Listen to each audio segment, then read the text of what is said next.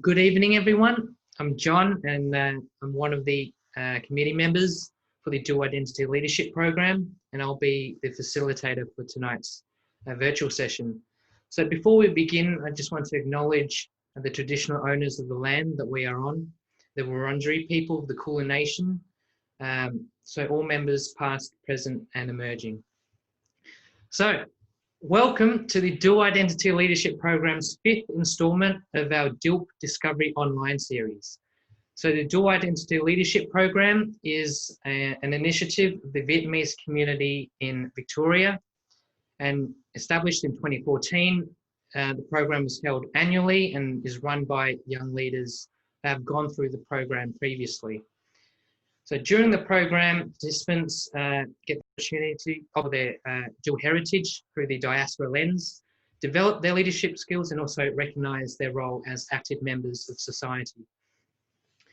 Traditionally, our program runs during the first half of the year, but due to the COVID-19 restrictions, we've postponed the program. And so to provide ongoing support to both alumni and the youth communities during these times, we initiated our online series where we engaged different representatives from different communities to explore different sectors, including cultural identity, social issues, and leadership.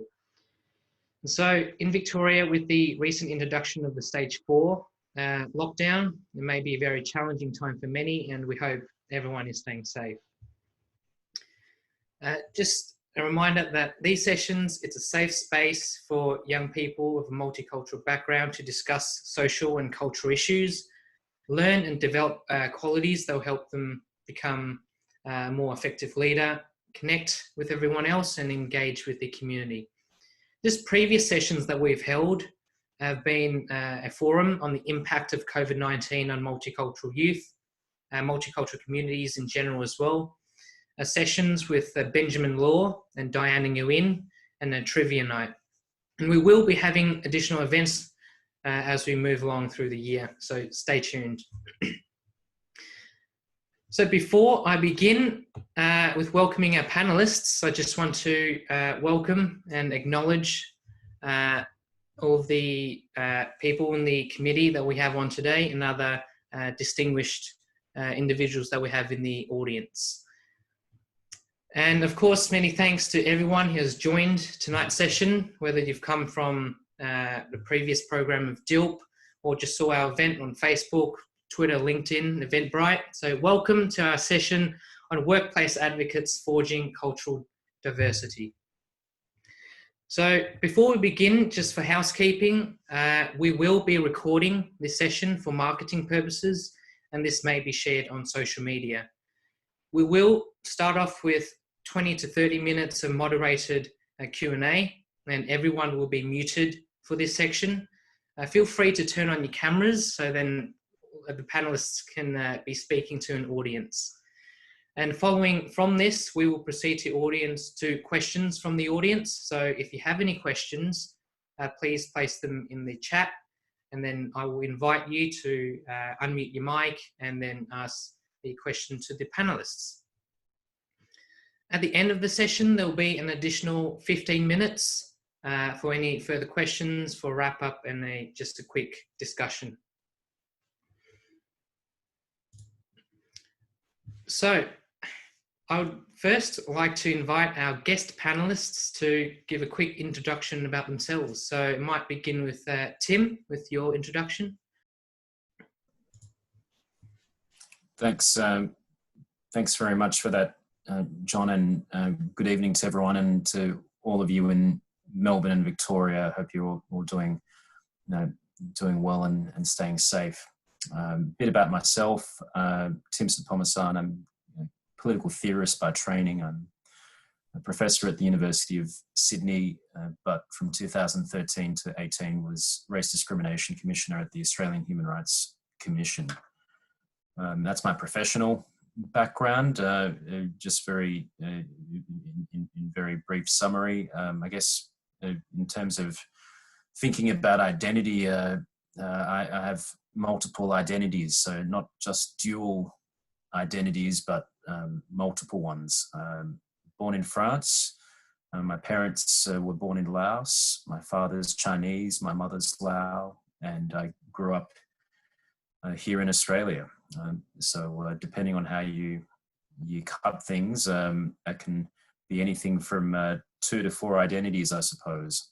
I guess my interest in the issues I've researched as a political theorist, namely those around national identity, patriotism and citizenship, have in large part reflected my own thinking and experiences around culture and identity. And growing up in Sydney in the 1990s was an interesting time for anyone who has an Asian background or origin. That was the time when Hansonism in its first incarnation emerged in Australia. And I think that's a confronting experience for many of my generation who share my background or who have an Asian Australian identity or background. It does force you to think about your place in society and to think through who you are. And the conversations I would have had as a teenager at school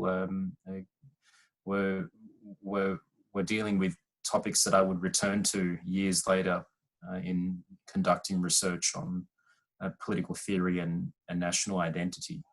So that's a very brief introduction, John, but I'm looking forward to having a great discussion with Daniel and yourself and Celia and others. Really amazing how much you've adapted to the constant change of environments, the different identities you've gone through as well. So I'm looking forward to all the questions later on. We'll go with Celia next. So if you can give a quick introduction to yourself. Hi everyone, I'd just like to start by acknowledging the traditional owners of the land which I speak today in my home, the Wurundjeri people of the Kulin Nation, and pay respects to any elders past, present and emerging in our call. Also like to give a big shout out to our 2 other very accomplished guest speakers. Very honoured to be speaking alongside you, especially you, Tim. Been a very following your journey many years, and it's been incredibly inspiring to be a part of your anti-racism fellowship program as the then Race Discrimination Commissioner. And a bit about me. Some of you in the DILP program may be familiar with my face. I am the current Vice President of the Vietnamese community in Victoria. I wear many hats in the community, that being one. Also one of the founding sort of members of the Dual Identity Leadership Program itself. I currently work for the VPS with the Victorian Public Sector as the in the Victorian Multicultural Commission as a Senior Policy Advisor and Community Engagement Advisor as well, working very closely at the moment to support multicultural communities in pandemic and elevating their voices where we can in government. I also wear my VPS Women of Colour Network hat as the current chairperson and one of the founding members. It is a network that is staff-led by Victorian public servants who identify as women of colour, and essentially championing for a safer and more inclusive workplace for women of colour in the VPS. I definitely didn't realise I wanted to work in government until later on in my career. Started off working in the not-for-profit sector and really seeing working closely with grassroots communities and really seeing some of the challenges in connecting with government and really communicating with government. And I really wanted to join government to really better understand how the machinery of government works and the bureaucracy works, so that I can better connect communities with government and those who are decision makers and elevate the voices of communities. So that's where I am now, working in a role that I very much enjoy and able to connect lived experiences, my passion as well as skill sets, looking forward to discussions tonight. Thanks. Thank you very much, Celia. And now we'll go to Daniel. We can give a introduction to yourself. So my name to invite me to be along. Very, I guess, sort of leaders in this space. Someone like Tim and Celia. I'll look up to both of you. Like I'm only 29. You, Tim, you've I'm friends with you on LinkedIn and also on Twitter, and I'm a fan of your work and what you do. And I think people like me and other young people, whether it's within the Vietnamese community or across the Khao community, look up to you and also people like Chile as well. We want to want to get to your level or take what you've done, take it further. So it's always that you can't be what you can't see. It's and this is this. I think to any opportunity to get young people and then get members of the community who whether it's in private or in the public sector who are doing amazing things, to have a chat with young people really sort of inspires or encourages other people to sort of to want to get to that level. I've got a little practice. I've started in the middle of the pandemic. My business partner, he's Sudanese. I went to law school with him. It was a dream we shared all the way from law school, and we've just sort of taken strategic steps over the past 10 years to realize our dream. And it's Daniel Nguyen, who's a member and asked me to be on the panel. He's been a mate of mine for the last 3 years. I've lived in Melbourne through work he does at Tawiri, and he's also sort of been part of the journey of me setting up the practice. And I'd just like to share, like the many. I'm the first generation South Sudanese, so I think that there's a lot myself and my community can learn from the Vietnamese community, because there's sort of issues our young people and our kids, including some of the people I grew up with, including some of my relatives and friends, the issues they're having. We're sort of told when the first wave of Italian or Greeks, or when the Vietnamese were sort of first came here, they had some of the problems. So I think it'd be good to learn from you guys and not repeat the same problems. So our young people really have a voice and have a better. And I think we can only fight together. So if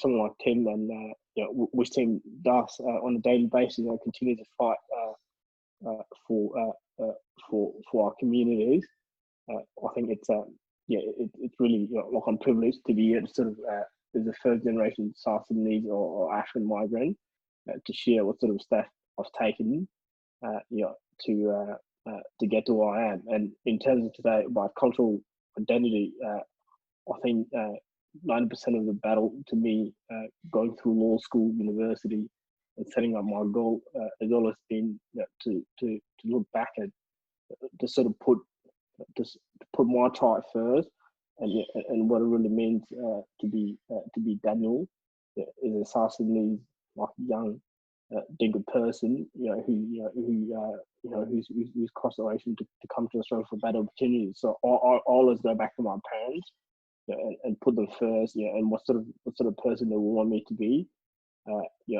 before I then go out to the wider community and do what I do. So I'll leave that short and sharp, but I think it's I can't wait for the panel discussion and back and forth about our experience, like my experience, and obviously the experience of people like Tim and Celia. Yeah, thank you for that, Daniel. Thank you to everyone for joining us. Of course, Daniel, the Vietnamese community can also learn from all the Sudanese youth as well. Like, we've all got different experiences. There'll be lots to learn from everyone. Looking forward to learning more. So just before we delve into the topics of tonight's discussion, of course, just again want to extend an extra warm welcome to our 3 fantastic guest panelists today. So we'll first be touching base on the generalised stereotypes of one's racial background, and then the challenges faced on their path to their prospective careers And then finally, ending the night with our main underlying question. Once they have reached their career goal, what stereotypical barriers do they still face? And just a reminder to keep the answers sharp and short. So the media typically portrays us and races in certain ways, and the negative stereotypes are often pretty damaging to multicultural communities. And there are a lot of people in very public positions with very powerful voices, including politicians and people in the media, columnists, who feed on these negative racial stereotypes. So I guess we can start with you, Celia. What are your views on how the media portrays people of colour, and do you feel it is justifiable for the actions of a few to create a label for many? Thanks, John. I think most people would agree that media narrative, especially mainstream media, has been very unfair on multicultural communities over the past, ever since they existed. And I think it's been more particularly damaging in the past few years, where new and emerging communities have been used as scapegoats for various things. Just using coronavirus, for example, the South Sudanese community was recently blamed for the rise in coronavirus cases, and then the Muslim community, blamed for gathering at Ramadan. I think it's safe to say that mainstream media never has had diverse voices in mind. We're not represented in media, so therefore our narrative will never be told the way that we want it to be. And as Daniel says, the famous words, you can't be who you can't see, unless we are there, the journalists, the ones owning the corporations, the one writing the stories. Sadly, this will always be the case. I recently called out an Andrew Bolt article that was absolutely disgusting, blaming tribalism in multicultural communities as the reason why there's a spike in the virus on LinkedIn. And I guess I just wanted to bring this point because there was a lot of well-meaning allies who said, oh, forget about Bolt, he's famous for making, pissing people off, and that's how he sells his articles. And I just, that didn't sit well with me, and I gently said back to them, I think it's easy for people who aren't impacted every day by this dangerous and damaging narrative to easily say, forget about it, to just brush upon the side and not call it out because they're not directly impacted by it. But I think we need to hold media accountable. We need to call it out. We need to report it. And until we do that, it will continue to be damaging. I guess we'll go with Daniel next on what your views are on how the media has portrayed people of colour, and especially in your experience being of a Sudanese descent, how that has impacted your community. John, I think I'm from Adelaide originally. So when I decided to make the move to Melbourne, this is I think late 2016 when I think after the Moomba Festival, that all the young South Sudanese or African like teenagers were all over the media, African gang, and it was sort of the heights of APAC, and that's all sort of media outlets in Victoria and also nationally, and and actually that was the reason I came to Melbourne, because I said, look, if or young people from my community, which some of them included, people. So I said to myself, if this is a problem, and then I need to be in Victoria as a criminal defence lawyer, in the court, making sure I'm fighting for some of these young people, because at the time I knew that there weren't any. If the lawyers of Sudanese background and African background, but I knew there weren't any criminal lawyers or defence lawyers appearing in the magistrate court or in the children's court. So I said to myself, if this if there's a real issue there, then I need to I can't sit in that lane and not put my expertise or skills to use. So the content media, I guess, branding members of my community, sort of is dark, and and asking for them to be deported or go back to where you come from, and that's sort of that. I guess that did prompt my move to come to Melbourne to work as a lawyer, and sort of take that to get to the point where I am now, where I can actually, I can give back to the community. So if I'm not a lawyer for the Sunnis community, but my practice is that. So if any member of my community, who feels either they've come into contact with the criminal justice system, or who feels they've been discriminated against, or feel that they have a claim, or at least they just need to vent to someone, they could pick up a call and call my practice and say, Daniel, I need your assistance. I'm not in terms of activism. I'm not very vocal. I'm not vocal enough when it comes to these sort of issues. My friends and colleagues like Dawn Yorn, she's pretty she's at the forefront of that. She goes out of her way, above and beyond, to stick her neck out, for these sort of issues affecting our community. There's another lawyer as well. His name is Makirma Yek. He's pretty he's pretty prominent in this space as well, where he speaks out.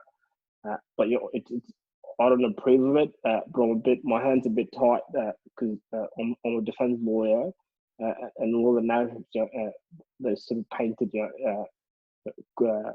does touch on some of the young people I work with, or a couple of them that may be my clients. So I try to err on the side of caution to not really across social media, or to sort of to speak up against it. But it's not something it's disgusting. It's not. We shouldn't. I shouldn't. There've been times when I've been in court, and prosecutors or other barristers just assume that I'm the accused person, or that I'm an interpreter, and sort of and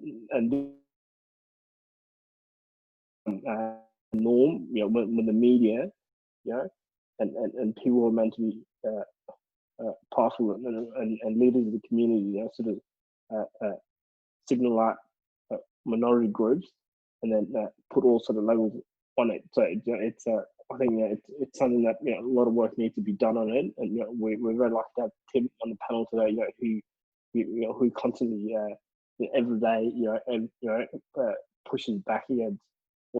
Really good points you've raised there, Daniel. So just go to Tim. So again, what are your views on how the media portrays people of colour, especially having worked as the former Race Discrimination Commissioner, and now in your work as a professor, working in human rights as well? So how do you feel the media is currently and has portrayed people of colour, and do you think it is, again, justifiable for like a few people to create a label for many? There's no doubt the media can contribute to problems we have around racism. So there are sections of the media who prosecute racism as part of their business model, very frankly, and feed division and fuel fear in our communities. And they do this by stereotyping migrant groups and other groups, for example, Aboriginal and Torres Strait Islander people, and link some groups with criminal activity or behaviour. They can start panics, as you would have seen with the so-called African gang crisis from a few years ago. We've seen it recently as well in how the media has kind of targeted people from Chinese and Asian backgrounds in some of its coverage of the coronavirus. We've seen it too in how Black Lives Matter protests have been racialized in certain ways by media and have been blamed for spreading COVID-19 without any supporting evidence, I should add. These are just a few examples of how media plays quite a destructive role in our society and undermines our multicultural character and our cohesion. One reason it happens is that the Australian media is not particularly representative. It doesn't reflect who we are as a society. So if we look at what the Australian population looks like in its ethnic and cultural composition, you simply don't see this being reflected in our screens or in our newspapers. So when you switch on the news or you watch a current affairs program or you hear or see commentators talking about the issues of the day, you simply don't see the face of multicultural Australia. And this is a real problem, because the media does have a disproportionately powerful effect or influence in how we understand who we are and how we understand the issues facing us as a society. So I hope that in this program, you're thinking really hard about how you want to relate to media if you are assuming leadership roles in the community. And I hope that you're interrogating and examining too how the media frames debates or depicts issues, because it can have a subtle and sometimes insidious influence in how people understand issues. I mean, Celia's point about the inconvenient reality of having to live with the effects of how some newspaper columnists talk about things is a point worth bearing.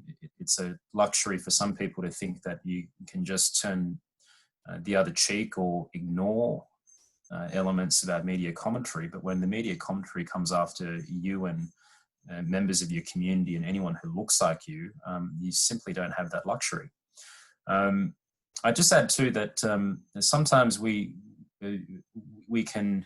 I mean, we're so used to not seeing diversity on screen that we can sometimes latch onto any representation of diversity and celebrate it as a triumph. So maybe I'm being contrarian or sounding a potentially unpopular note here, but I would seriously give a big dose of caution to anyone who celebrates seeing diverse faces on MasterChef and declaring that that is a triumph of Australian multiculturalism, because there's a double-edged sword to many representations of diversity in TV, and it goes to the stereotyping or pigeonholing that can accompany people from certain backgrounds. I think we want to be in a society where seeing diversity is just regarded as normal, and there aren't particular places consigned or carved out in our media that are designated for people from certain backgrounds. There can be this idea, for example, that if you're going to see, say, someone from an Asian Australian background on television, it's almost certainly going to be on a cooking show. Why is that? I think we should be expecting to see Asian Australian faces as much on current affairs or in sport, or even in trashy reality TV shows like The Bachelor or A Farmer Needs a Wife or what have you, as we should in MasterChef. And until we get to that point, we won't see the normalization of diversity. And I think this, I don't know how this goes down with you as an audience, but I sometimes get worried when I see people getting too excited about seeing a few faces on MasterChef and thinking that this is a cathartic moment for multicultural Australia. I don't think it is.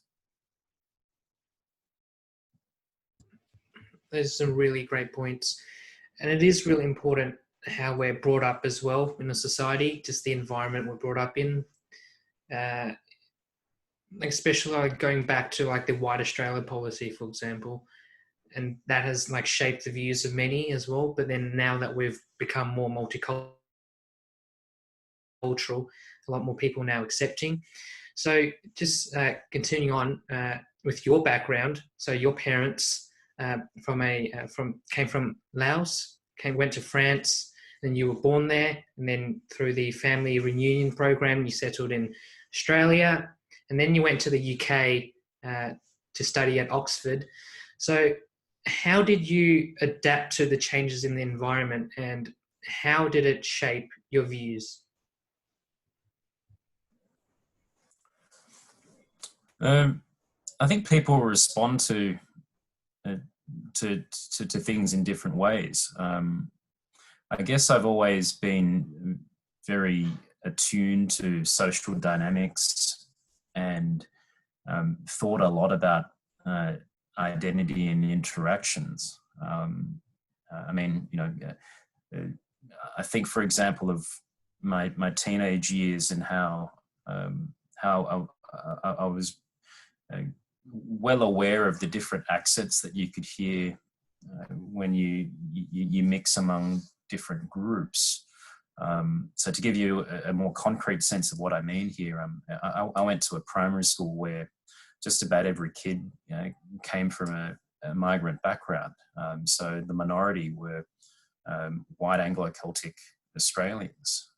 The majority were probably Asian migrants with a healthy dose or mix of people from Turkish and then Yugoslav backgrounds, so, you know, Serbian, Croatian, Macedonian, and also people from Lebanese backgrounds as well. And then I went to a high school where the vast majority of my fellow students were white Anglo-Celtic Australians. So I guess I had to adapt in my early teenage years in a very dramatic way to an environment that I wasn't necessarily used to, and it forced me to really think hard about who I was and I guess the person I wanted to be. But I look back on that experience and I think it was one of the best educations I would have got, because I was mixing with students who came from country areas of New South Wales, and these were kids that I wouldn't have otherwise ever got to meet, and I got to understand that there are many parts of Australia, and we may all grow up in a particular pocket of Australia, but in order to understand the place, you've got to be able to step outside your own history or your own skin, and be able to look at things with a clear eye, or with fresh eyes. And I think this is one of the great things about coming from a migrant background. I think if you come to the country as an outsider, or if your family has come here as migrants or outsiders, you actually get to see things with a certain distance or with greater clarity. And I think you can be critical of a place, but you also love and I think criticizing one's country can often be an expression of loving your country. I don't think criticizing parts of Australian society or Australian history imply that you hate the place. It in fact implies the opposite, in my view. It implies that you care enough about the place in order to feel strongly that it should be better. And I think that sensibility is something that those who navigate multiple identities can bring to the public conversation. But it's also the thing that can make many people uncomfortable with your interventions in debate or your participation in issues. But I think that's an important task of anyone who wants to make a contribution to society. You don't do it always by making friends or being nice or being popular. Sometimes you can only create change by holding the mirror up to others or society and challenging others about their values and whether they're living up to them. Thank you very much for the really insightful response. Just being mindful of time, we'll move on to Daniel for the next question.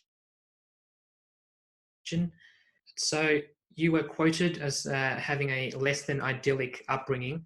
And so you came to Australia when you were 13, 14.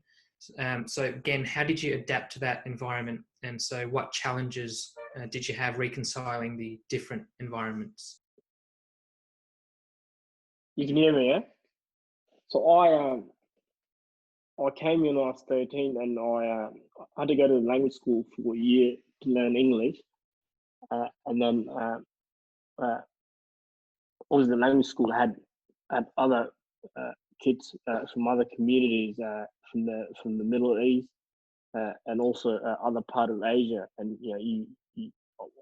I didn't speak English at the time, so this is so this is, I think this is an attempt to not only pick up English, but also to try to help me, I guess, assimilate or integrate into the Australian culture. So after a year at the language school, I went straight to year 9, where I went to a state school, and again, I guess at that state school, as well as the Anglo kids, the kids from other communities as well, whether like from the Vietnamese community, Middle Eastern kids, as well as Indigenous Australian kids, and I was there from year 9 to year 10, and I think it's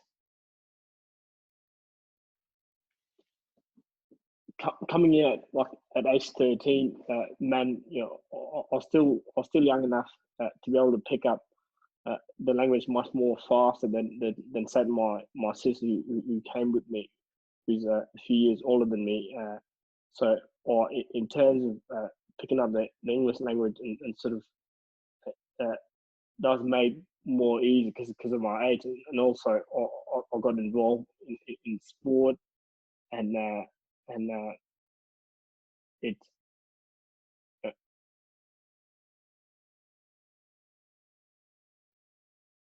if looking back, I think the first sort of the first year of the language school, because I went to school with other kids who had similar, either the South-Sudanese background or also had flat other refugee camps across Middle East and Asia, and had come to Australia. That was sort of that felt like a home. But it's once I went to the state school, and then I had to be with other kids, mainly other Australian kids. Then I think that's when sort of issues started at school. Or it wasn't a language school where there was 1,000 migrant kids. I was not at a school where like 80% of the kids were Anglo, and there was a couple of us. So when I started having issues there, it was sort of it led to a few alterations. But but on the back of mine, my parents, although they'd never come to Australia, they're always there in the background to sort of to tell me, Daniel, you live in another country, and if you didn't go there to sort of have these interactions, you went there for a better life, and to get an indication, which we never had, and you just couldn't have if you had it back home. So I think and I reckon what was really significant in my settlement in Australia was coming out in July 2004, and then Port Adelaide winning the premiership in September. And because the uncle who sponsored us, I settled with, everyone at the house at the time was into the Australian Aussie rules. So I fell in love with the game, and I Port Adelaide ended the Brisbane Lion premiership, and that's sort of that became my team, and I think I've carried that along up until this day. It's sort of to relate to other Australian, and it's part of my identity. And I think that's that made it much more. I reckon it made it much more easy for me, to grow up, and sort of and make this home compared to some of my other peers.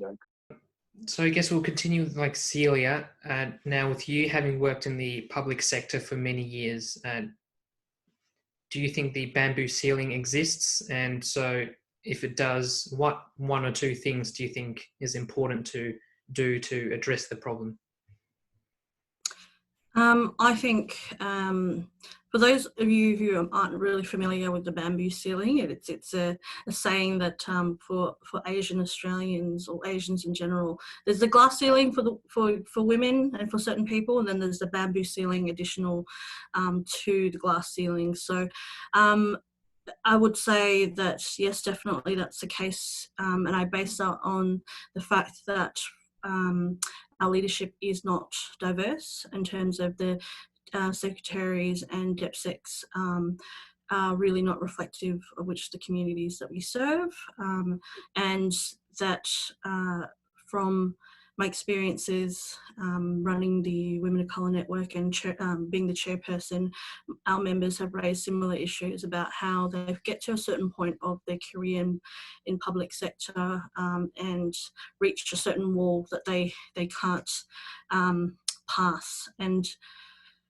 I would say I think that's not unique to just the government sector. I think with all sectors, women in particular have further barriers on top of, being a woman of colour.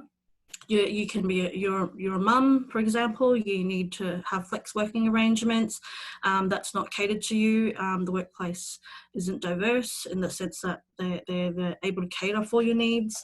But I think when you say what can we do to better improve the cultural diversity, I think there's many things, and I think Tim's the ultimate expert in this because he came out with a really great cultural diversity blueprint, which I still refer to today as a guide to really sort of push for change. And that's, I think ultimately we really don't have data collection down pack. We don't know who we are. We don't know how diverse our workforces are. And I'm speaking more of from government. I think the corporate world is definitely leading the way in Victoria.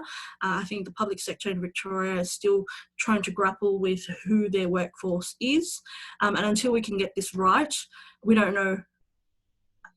really don't know how we can implement long-term and sustainable change. I think anything in the interim will be sort of more of a superficial blanket and band-aid approach. Until we really understand who our workforce is, we won't be able to understand the real barriers, we recruit diverse people, but we can't retain diverse people and we can't progress diverse people. Why is that?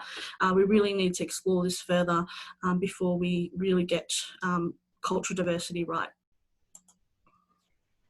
Yeah, it's really interesting to think that like even once we reach our desired career goal, we're still faced with like the same challenges that we've been facing since the beginning, and we still continue to face. So just Tim, when you were the race discrimination officer, you received like a lot of intense criticism from what we would call the right-wing media. So do you think it was your cultural identity that was a contributing factor in this? It's always hard to know what motivates people. So and there are probably multiple motivations behind criticisms of anyone's work. I think in the case of my time at the Human Rights Commission, it was a highly politicized period for the organisation. We had, I think it's fair to say, a highly adversarial relationship with the federal government at the time. If you think of the issues that we were dealing with between 2013 and 18 for the Commission at large, the government at the time objected to the inquiry that we had conducted into children in immigration detention. In the area of race specifically, there was a big push from the government to repeal Section 18C of the Racial Discrimination Act. And that was a push that I very strongly and absolutely opposed. So bear in mind the politics behind things, and the fact that you had significant sections of the Australian media, particularly with News Corporation, being big backers for a change to the Racial Discrimination Act. I think that's a pretty fundamental reason for the hostility that may have been coming my way. But I also think, you know, I reflect on those years, and I always took it as fundamental that my work at the Commission was as an independent statutory officer. And by that, I mean that I was someone appointed under Commonwealth statute and appointed not by and I held the position not in a way which required me to report to a minister, but you know, it was an appointment from the Governor General, and the only reason that I could be removed from that office was if I had engaged in misconduct. And I think when you have that level of independence in a statutory office, you've got to be prepared to use it. So I would like to think that I always did my job without fear or favour. And when there were things that the government did which I didn't agree with, I would be prepared to speak out against it. And I suspect when you take that attitude, you're always going to encounter political issues or political conflict, because governments never like being criticised, and certainly not by independent officers. As to whether my background entered into this, I think it's best for me to leave that to others to judge. But you got to understand. I mean, my view with public interventions or any contribution to public life is you've got to be prepared to encounter some deep opposition and highly personal attacks. That's not to endorse the idea of having that kind of public debate, but that's the reality. So you've got to be prepared to lose some skin, and it helps to develop some experience in having political conflict or having encountered vitriol or hostility. In my case, I think the best training I had was for a number of years I was a weekly columnist at the Australian newspaper, and when I was a columnist at that newspaper, I used to receive significant amounts of hate mail every week from the readers of the newspaper. So by the time that I got to the Human Rights Commission and started my job, no amount of hate mail or no amount of trolling online was going to have any effect on me, because I'd already had a few years of practice in dealing with it. So I think that may have had a big part to. The Australian may have had a big part to play in an unintended way in preparing me for the role of Race Discrimination Commissioner.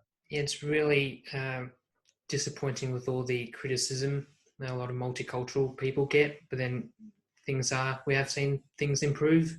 So that seems to be a good direction that it is heading in. We might start opening up the floor to the audience to start asking questions to our panelists. I see a question from Navanita on the BLM movement.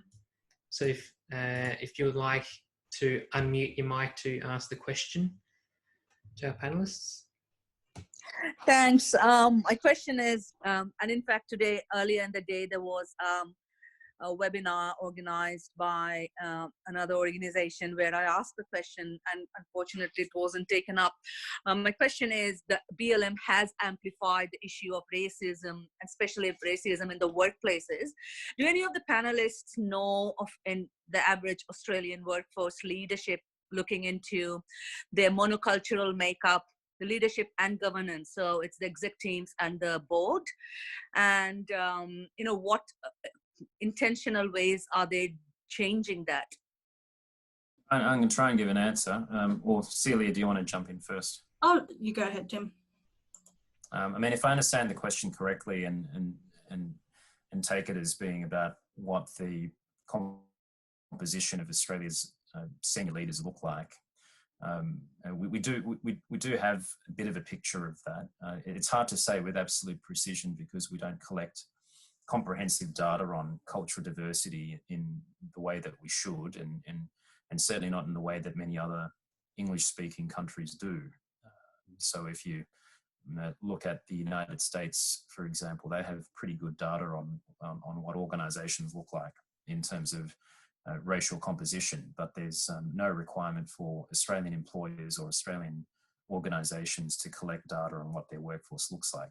Having said that, I mean, when I was at the Human Rights Commission, we did on 2 occasions conduct studies where we looked at the composition of senior executive leaders in business, in government, politics, and in civil society. So we looked at CEOs and others, and group executives in ASX 200 companies. We looked at the secretaries and deputy secretaries or equivalents in federal and state government departments. We looked at the federal ministry and the federal parliament.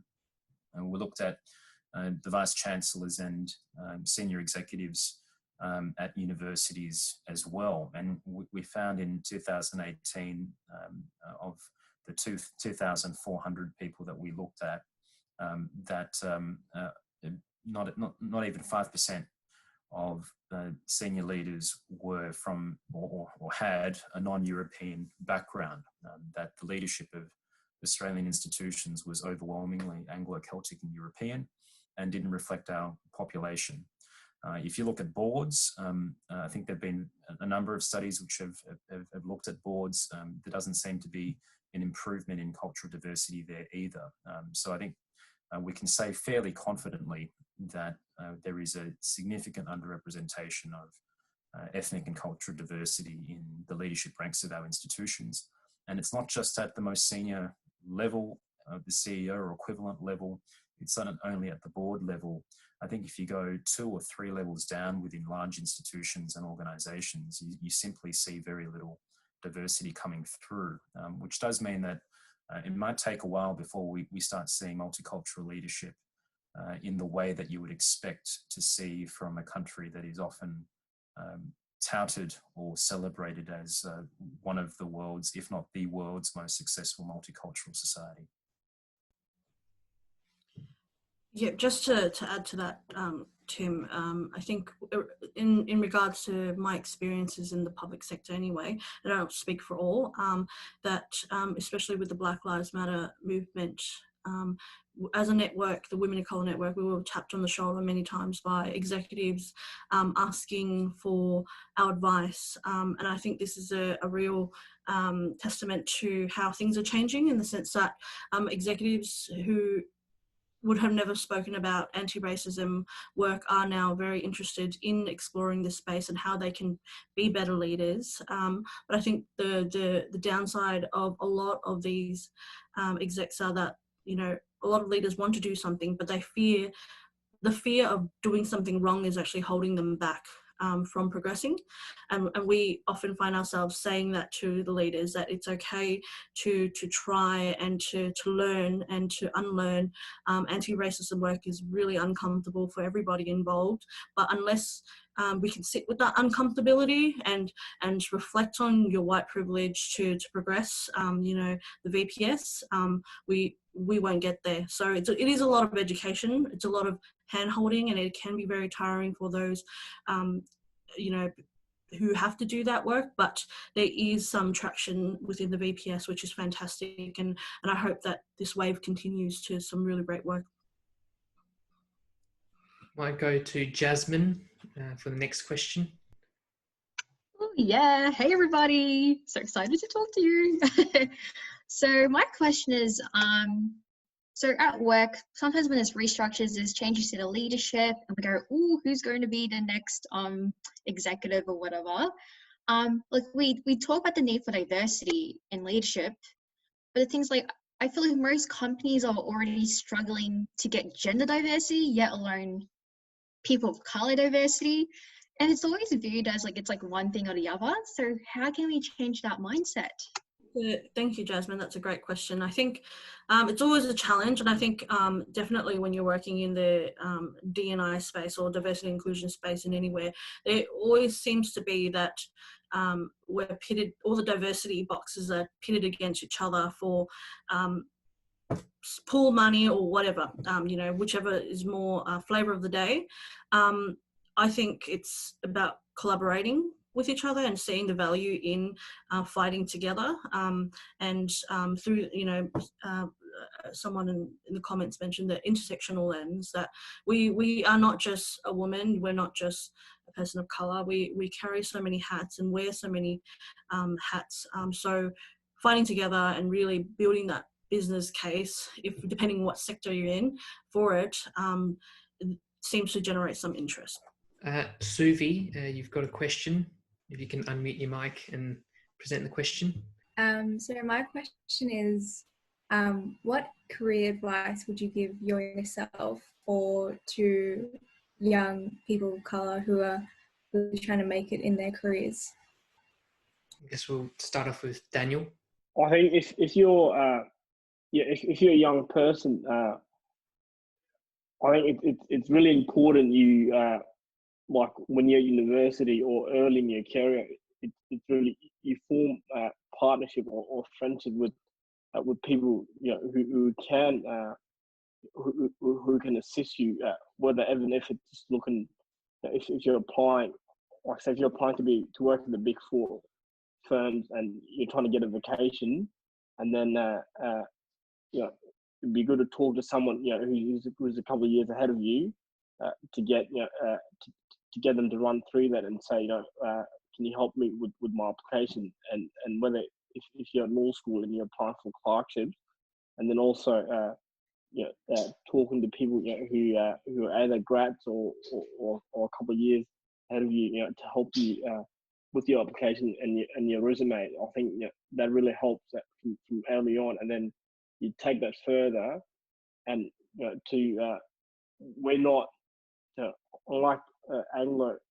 I in year 11 and year 12, I got a scholarship to go to an all boys school where I then sort of made new friends who had family members or relatives within the legal profession. So when I was going through university and I finished, I was able to then use those contacts to say, look, you're the only person I know in the law. If you can't help me, then who else will? And then if you've got to ask, and then if you ask that person, and they're prepared to sort of to put their name on the line for you, and that's really a door, that's a door opening for you. So I think as a young person, you got to be, as a person of color or a CALD member, you've got to ask, so any opportunity you get to meet someone who's senior, whether they're from our community or they're Australian, they're Anglo, ask them, can you help me? Because if you don't ask them one day, and if they can't assist you, they'll probably know one or two other person who they could put you in touch with, who will be able to assist you. And it's a pretty tough competitive market. It doesn't matter what you study these days. So it's the more sort of connections you can build, and the more work experience you can get under your belt, the better off you'll be going forward in terms of building a career or getting to the goal that you ultimately want to get to, whether it's having your own practice or getting up in management, like in senior position across government and private sector. Can I also jump in and add an answer to that question? Because I think it's a really important one for all of you to think about, especially I'm making myself sound old here, but especially all the young people, especially those of you still in your 20s who are thinking about career paths or thinking about what to do. I mean, I would say first of all, devote time to building your foundations. So make sure that you read widely and understand the world in as broad a way as possible, that you don't just pigeonhole your own knowledge base or know only one thing. I think being curious and being a polymath, or trying to be a polymath, is not a bad place to start. Then secondly, I would say being prepared to experiment or finding your own path or your own way is crucial too. that you shouldn't just do things which others tell you is the way things are meant to be done. I mean, I think of when I started university, and I started off as a student in economics and law, but I had relatives who told me, you know, you should be studying commerce, or why aren't you studying medicine? Well, I had no interest in accounting, and I had no interest in science or medicine, and I didn't see that as a compelling path. And I think, you know, for some of us, going against the advice of your elders may be difficult, but I think be prepared to hold your ground and be prepared to do what you want to do. Then kind of related to that too, I think, is think about how you cultivate your social and emotional sensitivities and intelligence. You know, sport is one of the great educators in life, in my view. But for those of us who may have an Asian cultural background growing up in Australia, who are the children of migrants, developing a sporting interest may be the last thing that your parents encourage you to do. But I think of the lessons that I've learnt through playing team sports in particular, and they've actually been some of the most profound. I think they teach you grit, and they teach you patience, and teach you resilience in a way that you don't always get from a book or from a classroom. So I think knowing that succeeding outside a classroom matters as much, I think, as succeeding in the as succeeding inside the classroom does. And then finally, and this goes to some of the points that Daniel made, it's to be aware that there are some unwritten rules of power out there. So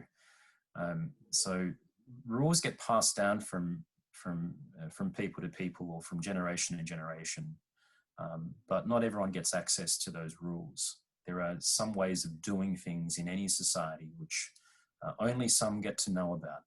And I think if you really want to know how this country works, or how you can excel and meet your potential, you've got to be prepared to understand that power does matter, and you've got to be able to read power, and you've got to be able to read a room.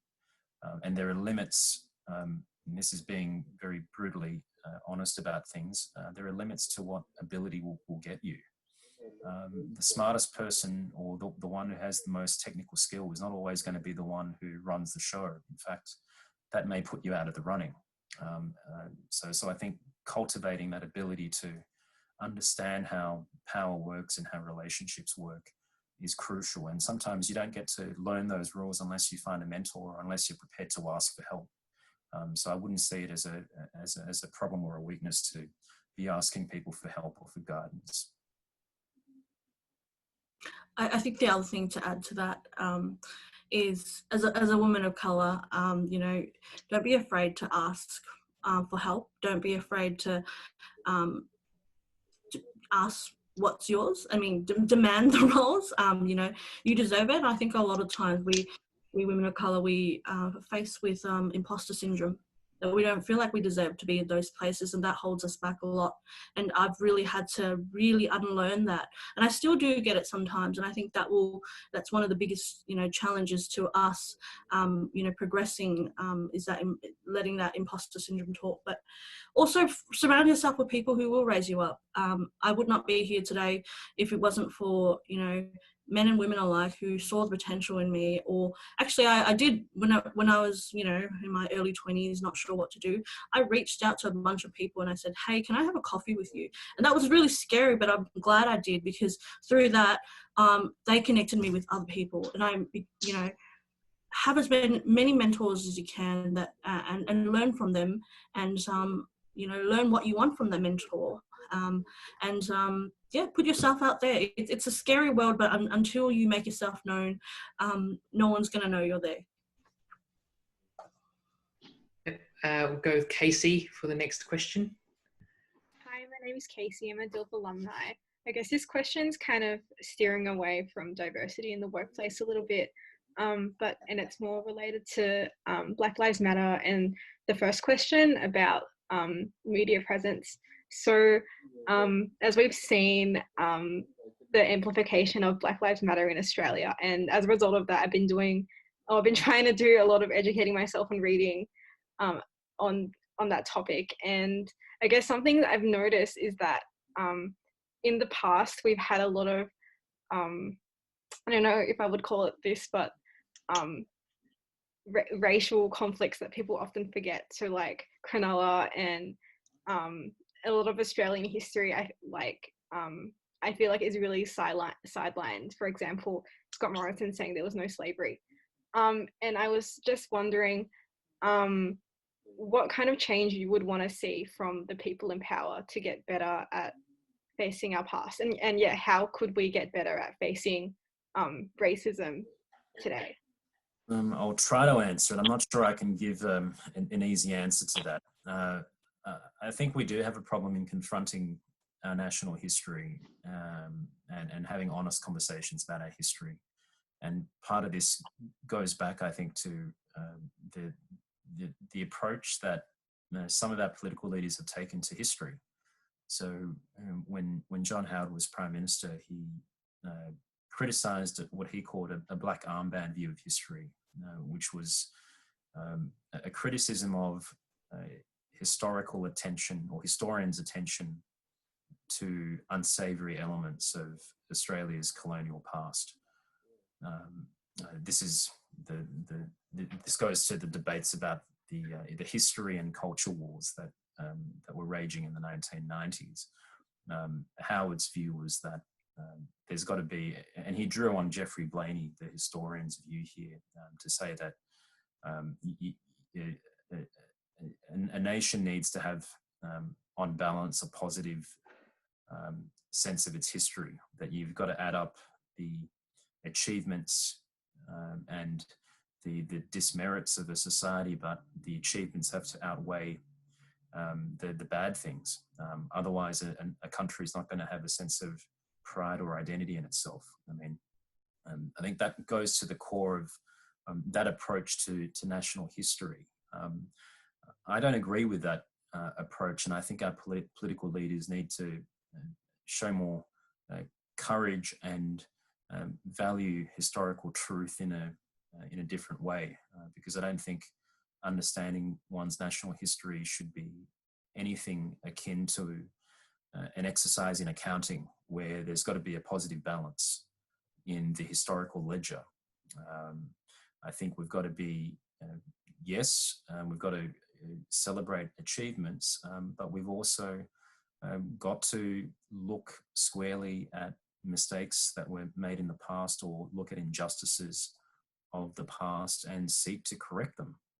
So I think if there are parts of the national history that make us feel a sense of shame, then we've got to feel that sense of shame. We shouldn't just cover it up and think that we've got to ignore it. And I think, in terms of what we need to do better here, we need stronger political leadership and a preparedness on the part of our political and other elites to pursue genuine reconciliation with Indigenous Australians. I think that's got to be a big part of any response to racism in our society, because it is bound up in something historical. There are legacies that we're still confronted with, but unfortunately a lot of our national sensibility is ahistorical and chooses to ignore history because we insist on feeling good about the national story as though we need things to be in the positive all of the time. Well, I think if you take a bigger view of history and a more generous view of one's country, I think a national project is always something that is ongoing and is never fully complete. And it may well be that you have to confront the bad parts of your history before things can move forward. And I don't think we've had that reckoning yet. And it's one reason why the Black Lives Matter movement has resonated, I think, with so many Indigenous people in particular, and has sparked some much-needed conversations, many much-needed conversations about race and about power in Australian society. Whether or not we'll see change, it's still early to tell, and I think we all know from historical experience that change isn't easy to achieve and is never straightforward. But I would hope that all of you as who are part of this program would see it as a responsibility of yourselves as young leaders to consider this and to do your part in starting conversations as well. Definitely agreed. There is a lot that we need to discuss, and we need to continue to talk to other people. And of course, this panel tonight is just one of the things that we can do. So hopefully all of tonight's panelists have inspired everyone to make conversation with people around us.